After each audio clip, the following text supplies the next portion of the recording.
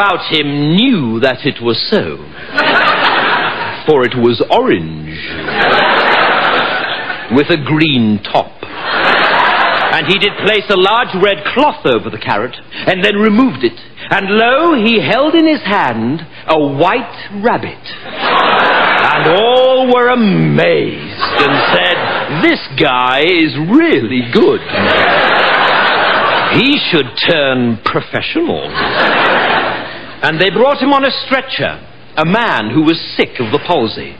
And they cried unto him, "Maestro, this man is sick of the palsy." And the Lord said, "If I had to spend my whole life on a stretcher, I'd be pretty sick of the palsy too." And they were filled with joy and cried out, "Lord, thy one-liners are as good as thy tricks. Thou art indeed an all-round family entertainer." And there came unto him a woman called Mary, who had seen the Lord and believed. And Jesus said unto her, "Put on a tutu, and lie down in this box." And then took he forth a saw, and cleft her in twain. And there was much wailing and gnashing of teeth. But Jesus said, "O ye of little faith." And he threw open the box, and lo, Mary was whole. And the crowd went absolutely bananas. And Jesus and Mary took a big bow. And he said unto her, "From now on you shall be known as Sharon, for that is a good name for an assistant." And the people said, "We've never seen anything like this. This is great. You must be the Son of God." But the Lord said, "No, I am he who comes before." And they were sore amazed, and said, "Then, Master, how shall we know the true Lord?" And Jesus said, "By his name shall ye know him. And he shall have a very religious name. And he shall be called Paul. And Daniel shall he be called." "Paul Daniels," they cried. And the Lord said, "Yes, something like that." Here ends the lesson.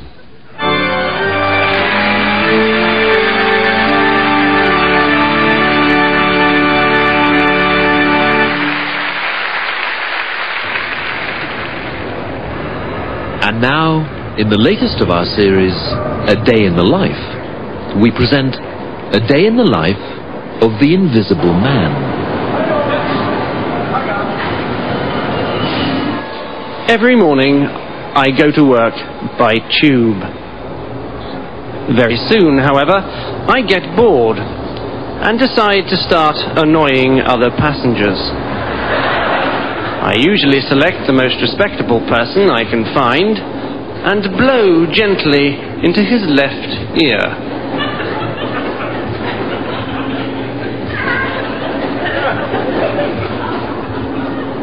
Then into his right ear. Then perhaps down the back of his neck. It's about this time that the man thinks I am a draft. But not for long, because I soon stick 2 fingers up his nose. Higher and higher, removing them just before he sneezes.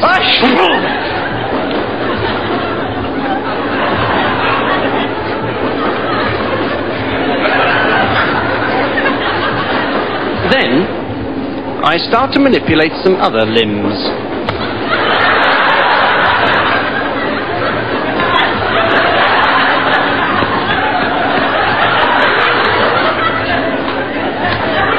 Now I leave him alone. For about 10 seconds.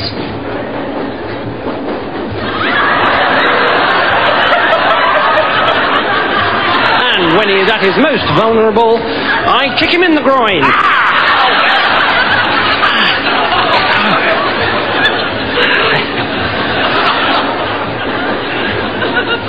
And steal his seat.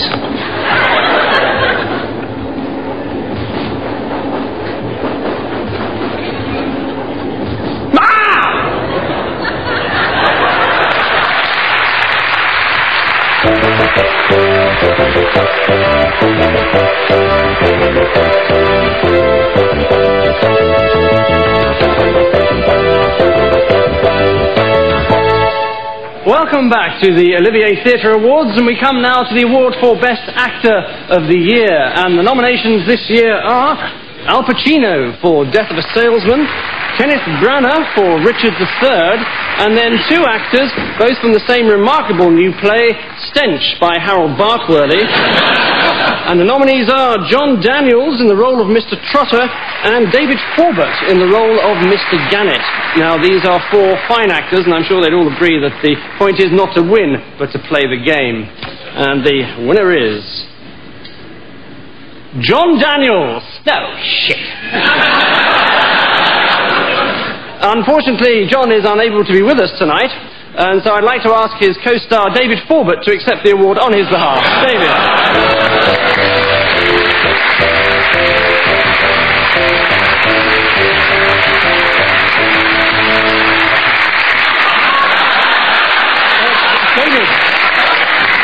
David, perhaps you'd like to say a few words, David.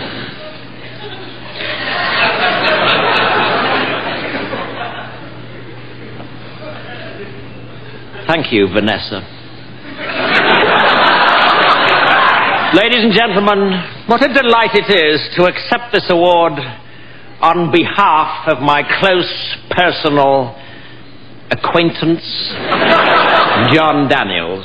John cannot unfortunately accept it himself because he is in Hollywood, starring in his first major film role with Meryl Streep. I am, however, not in Hollywood, not having been offered even a minor role in an 8mm pornographic movie. But what a delightful object it is that John has won. Although, you know, I'm sure I will very soon receive one myself when I next buy 10 gallons of petrol at a Texaco plant. So what is it that Johnny has got that makes him stand apart from other actors of his generation? Well, I think we all know the answer to that one. Syphilis. And what a great and heartwarming thing it is that he has already started passing it on to a whole new generation of younger actors. Of course, to win an acting award is always a great honour, but to receive one here in the heart of London's famous West End on an occasion such as this hugely diminishes that honour. What could be more dull than these sordid backslapping sessions where has-beens in tuxedos hand over to even older has-beens in tuxedos awards for plays that closed the week before they opened because the audiences were clamouring instead for tickets to Andrew Lloyd Webber's latest rearrangement of Evita to suit the vocal range of Kylie Minogue. I therefore cannot say what a delight it is that John has won this award instead of me, and I should like to announce my retirement from the acting profession in order to begin a lifetime of work amongst the mentally handicapped, in which capacity I look forward to meeting all the members of the judging panel very soon. Thank you.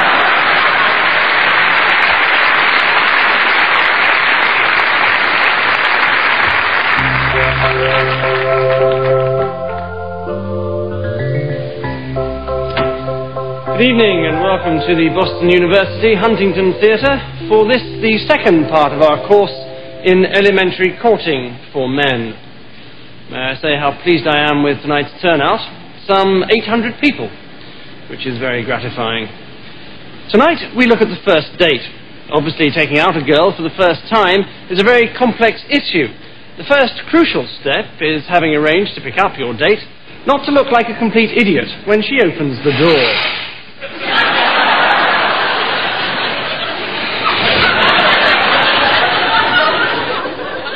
Best to look as though your attention has been momentarily distracted.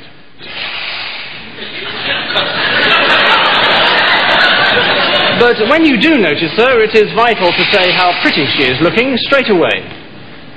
But don't overdo it.